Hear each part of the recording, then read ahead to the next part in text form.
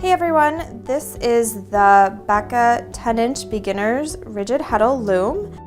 and it comes out of the box ready to go with a 4-inch heddle on it with a project started using the 10-inch width heddle that also comes with it. I just wanted to give you an idea of another project that could be done on this loom using the 10-inch width, so you can have a 10-inch width project, and in this case the finished project is going to be a scarf.